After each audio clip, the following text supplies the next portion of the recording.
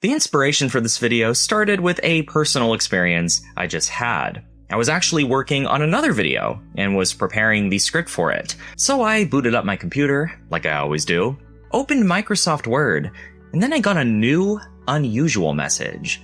Please activate your Office 365 subscription.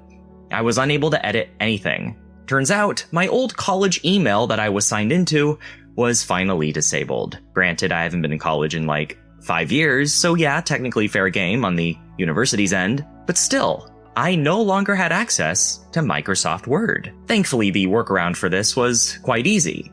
Just don't use Microsoft Office. So I downloaded LibreOffice, or Libra for my French users, a free and open source office suite that has a design and functionality that's essentially identical to Microsoft's premium version. It even supports Word documents. I was back to writing within a few minutes. Free software. That is what I will be discussing today, but as more of an umbrella term, since I will be discussing free programs that are both open and closed source, as they do serve different roles. Because regardless, I am quite thankful that this was a problem that I could quickly solve, but I know that I am not the only one experiencing it. Free software feels more important right now than it arguably has ever before, because without it, companies can often monopolize entire digital industries.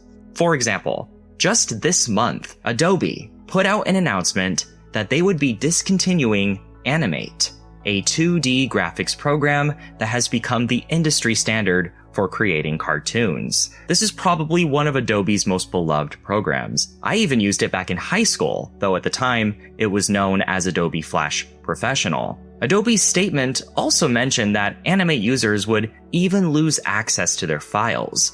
Their reasoning for shutting the program down was quite vague, simply stating that they wanted to pivot towards AI. Kind of wild to me that Dreamweaver, of all programs, outlived it, but that's a whole other can of worms. Naturally, this strange, non-transparent decision upset a lot of people, and the backlash got so intense that they ultimately backed down on their decision, instead putting Adobe Animate into something called maintenance mode.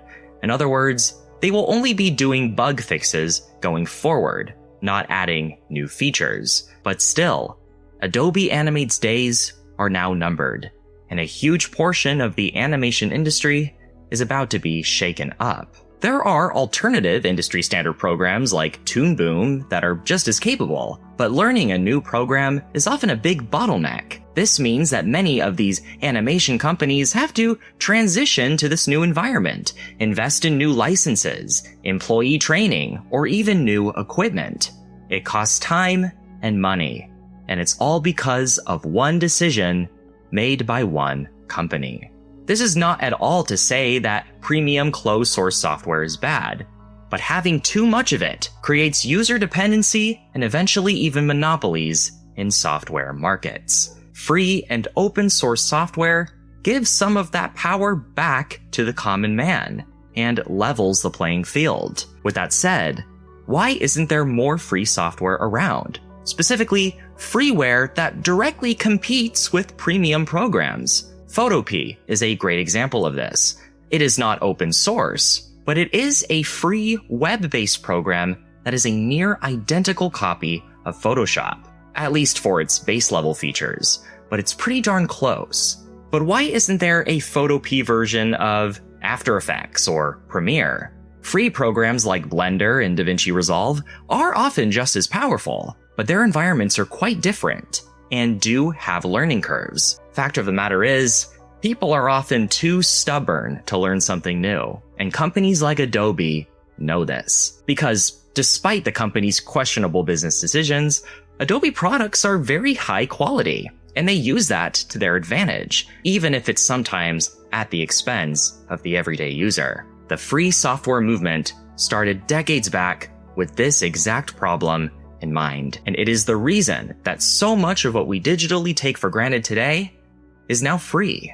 But in many digital sectors, it has sadly remained quite stagnant, and I do not believe it has to be this way. Although this problem is evidently growing as technology's presence expands, Corporate greed in the digital space is about as old as the space itself. It all started in around 1980, which is when the personal computer was really starting to gain footing and mainstream recognition. This, of course, meant that more uniquely crafted computer programs were popping up left and right, and these developers wanted proper credit for their work. So the United States introduced the Computer Software Copyright Act, which was an amendment to the already existing copyright law. It officially defined what a computer program was and how they could be legally copied and distributed based on that classification. This now meant that you could not just freely sell or give out copies of a program publicly, unless it was done privately for educational and research purposes. That's not to say that copyright law for computer software didn't exist at all prior to this, but it was certainly much more up in the air, because there was no precedent for it. But now, software developers could turn their digital works into copyrighted material, and rightfully so, just like any other original work. There was one caveat though. It protected the software's expression, not the idea of it. This meant that the literal code of the program was copyright protected, but the concept and overall functionality of it was not.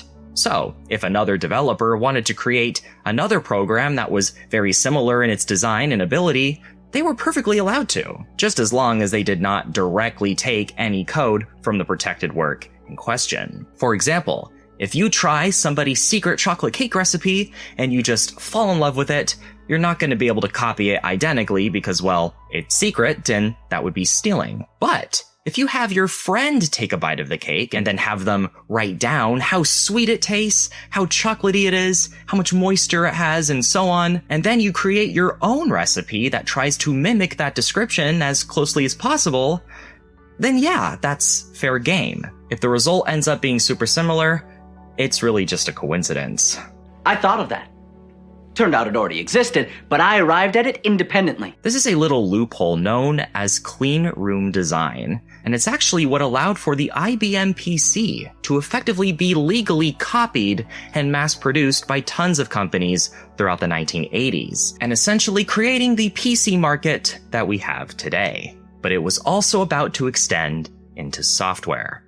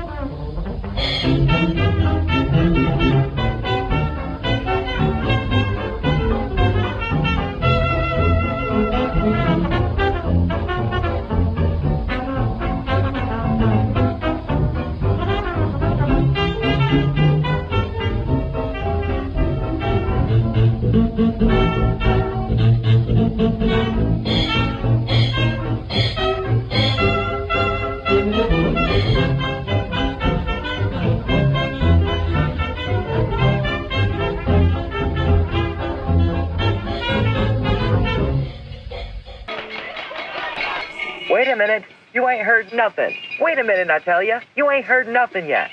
You want to hear Tootsie? All right, here we go. The next number.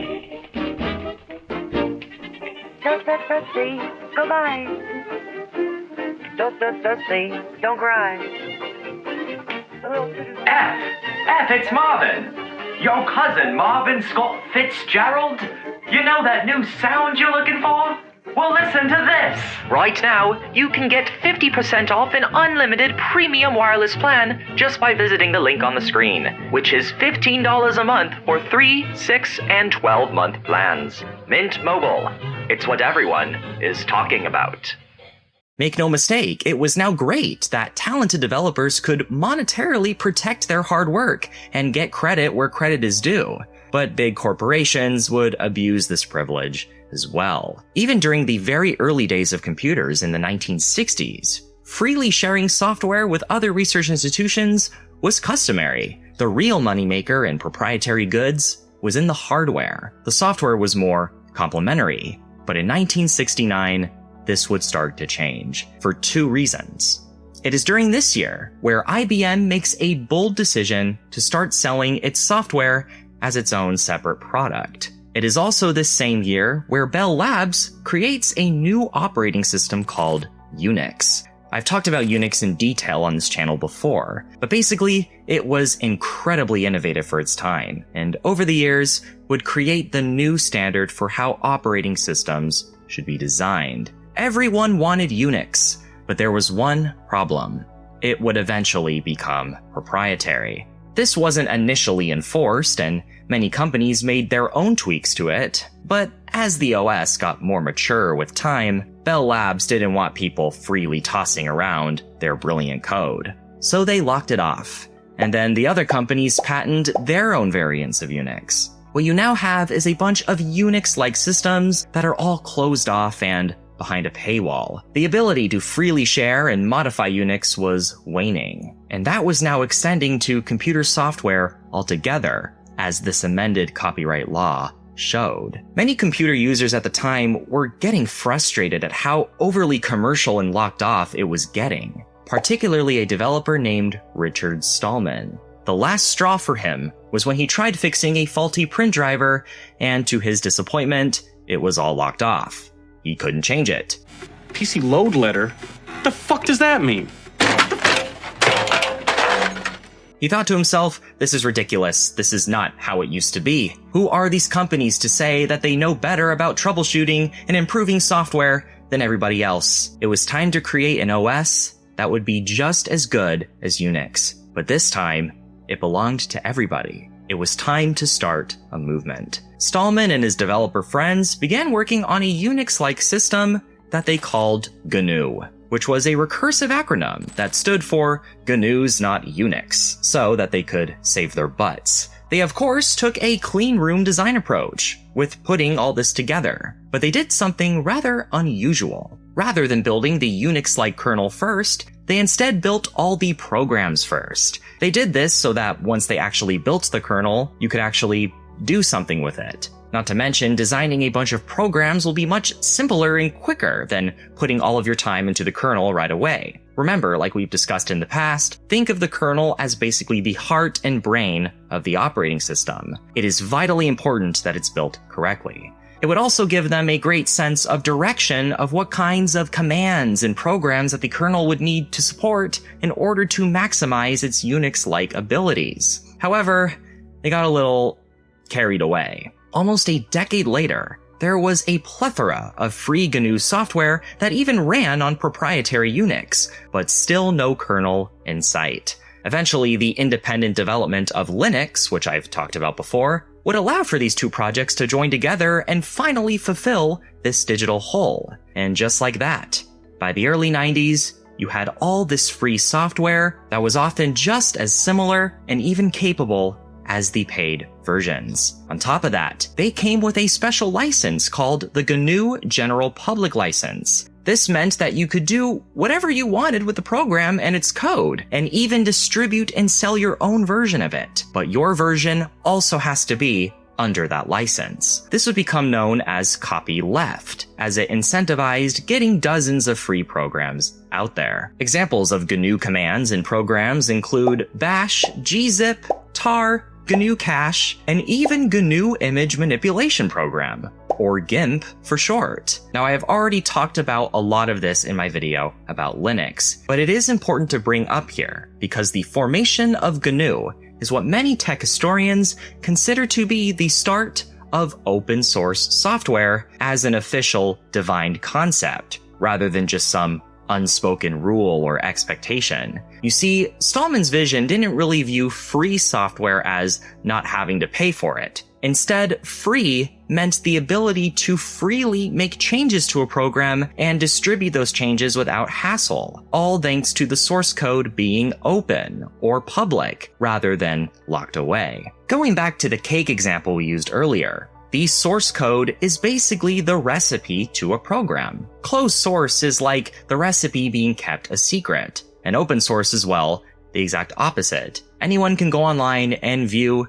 right now how that program is built. With no primary financial incentive behind it, the only thing that keeps an open source program maintained is the goodness of everyone's heart. A social responsibility to keep high-quality software free and democratic. Over the decades, GNU has led to an explosion in free and open source programs that are distributed under its license. This includes Audacity, OBS, LibreOffice, Blender, Nextcloud, VLC, QBitTorrent, and so much more. So now that we've established all of that, why isn't there more free and open source software?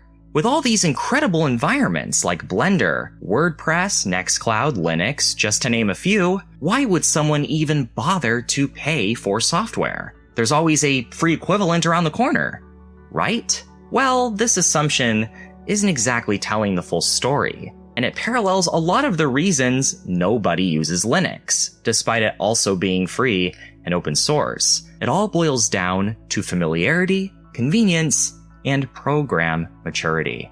Much like how Windows was able to dominate Linux in the consumer PC market, despite being premium software, a lot of people are exposed to proprietary programs way before any open source ones. This is because these centralized companies often pay PC manufacturers to bundle their premium software with the computer when a person buys it. That person is now constantly exposed to it, they get the hang of it, and eventually just couldn't live without it. Microsoft Office is a great example of this. Many computers, especially back in the 90s and 2000s, before the subscription model really took over, would come with Microsoft Word, Excel, PowerPoint, etc., bundled with the version of Windows that was installed on it. The hard part is done for the user. Then, after years of using Microsoft Word, they're not going to really care about anything else that's similar. Chances are, they don't even know what LibreOffice is. Another reason for sticking with the paid version in this case would be dedicated customer support.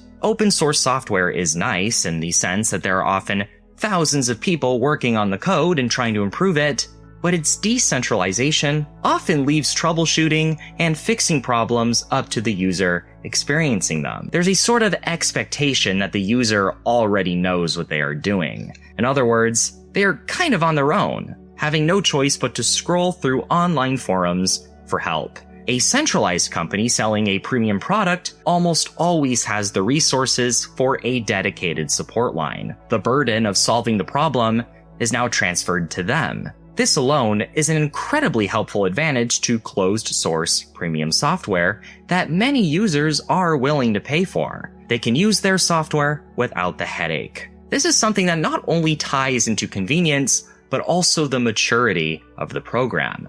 What I mean by that is how long the program has been around to be continuously refined, improved with new features, and become more resistant to quirky bugs. This is something that open source programs often struggle with. Yes, they often have way more people working on the programs, but the development is often very fragmented and doesn't have much of a singular direction. There's not as much synergy, and the left hand doesn't really know what the right hand is doing. A premium program made by a corporation has dedicated developers who are often all following a strict, detailed routine to all meet the same end objective for the program. Here's a personal example of this that I actually experienced while working on this video. As I mentioned, I had to start using LibreOffice for my script writing, and interface-wise, it is pretty much an exact copy of Microsoft Word. However, it was crawling with bugs, at least when I tried to run it on Apple's Silicon. For whatever reason, whenever I opened LibreOffice on my MacBook Pro and tried to resize the window, the entire system would just crash. After hours of troubleshooting and looking through forums to try and figure out the issue, I couldn't. So I just gave up. I uninstalled it and installed another open source alternative called OnlyOffice, which is even more similar to MS Office, and the problem went away. This is not to say that LibreOffice is bad by any means. This is just one of the common byproducts of running open source programs. Long-term open source development can be very beneficial. Most open source programs support Mac, Windows, and Linux, which is not as common with closed source premium programs. But having thousands of what are essentially volunteers working on improving a program and submitting pull requests to make changes to it creates that fragmented development that we just discussed. Volunteer developers are also more inclined to just add new features rather than fix what are essentially minute bugs for a small demographic of users. There is just not enough demand to fix this window sizing issue. I'm sure it'll get fixed eventually, but probably will take some time. A company like Microsoft, on the other hand, would not allow this to happen in a million years. They typically have a dedicated team of developers that closely follow a specific routine, as well as have entire teams dedicated to testing and quality assurance on their supported platforms. A bug like this would often be fixed right away once it was discovered, and in the meantime, a customer support line would give you all the resources you need to work around it. This is one of the pros of using premium proprietary software that many consumers will consider. This program maturity also ties into why free clones exist of some proprietary programs, but not for others. I often see GIMP be called the free and open source version of Photoshop, and while they do look similar, I do think they are different enough to not really be comparable. Although it is a closed source free program, I think Photopea is a more fair comparison. Along with having a very similar interface to Photoshop, it is also designed to function in the same ways as Photoshop. However, it only really holds the basic functionality of Photoshop, so it is a great replacement for those who use it minimally, but maybe not so much for full-time Photoshop users. And the reason for that is clear. Photoshop has been almost continuously worked on and improved by an entire team since 1990, whereas Photopea has only been worked on by one person since 2013. I want to be clear, this is absolutely commendable, and I want to thank Yvonne Kuxker for opening a new door for thousands of graphic designers, but that is going to make creating a near identical legal copy of the program much more difficult, assuming that this was the objective. Creating a clone of Microsoft Word is much easier because its functionality is much simpler. We are more or less talking about text on a screen. I am really oversimplifying there, but compared to something like Photoshop, it is a whole other level of complexity. Because Adobe's source code is locked off and is backed by decades of proprietary, confidential research and development, getting it down 100% through clean room design would be nearly impossible. I would wager that this is why the Adobe clone space of free software is much more lacking in comparison. It is one of the ways that Adobe's hidden proprietary technology has let them grab such a firm grasp on the creative industry, and therefore create dependency for many of its users. But that doesn't mean things aren't starting to change. A video editing program called PickyMove has recently popped up, essentially serving as the Photopea version of After Effects, with the interface being quite similar for its basic functionality. Like I mentioned earlier, free programs like Blender and DaVinci are industry standard and incredibly powerful, but they have completely different interfaces that, for the average Adobe user, would take them a long time to learn and get used to. In a lot of ways, it's like learning a new language, and you could guess that most people want to stick to what they know, so they don't bother trying to learn something new. Now, I believe that it is the responsibility of the user to learn the new program they have no other choice but to adjust to, but that's just not how people operate, and companies like Adobe know this, which is how they hold all the power that they currently do. But who knows? With time, we could very well see these free programs get better, and then have even more alternatives pop up. I want to be clear that this video is not an attack on Adobe or Microsoft or any premium programs. As I established, I think there's a time and place, as well as a lot of good that can come from using proprietary software, but you shouldn't depend on it either. Richard Stallman has stated that he thinks all code should be public and freely modifiable. And I do disagree just a little bit. I think it goes both ways. There shouldn't only be proprietary software, but there shouldn't only be open software either. There should be a healthy balance. And right now, the companies have too much power.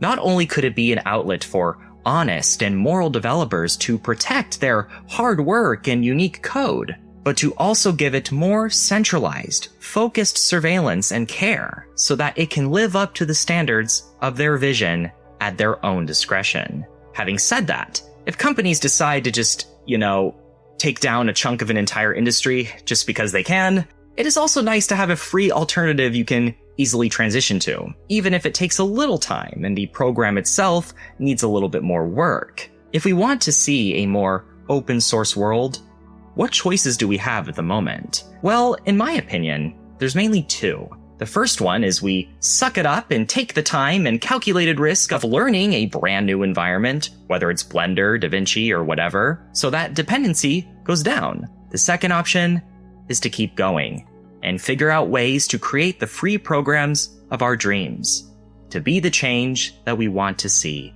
in the world. I understand that this is a very contentious topic, and I would love to hear your thoughts in the comments below. A special thanks to my Patreon supporters. Check out patreon.com/nationsquid for ad-free videos and exclusive content. Buying me a coffee is always nice as well.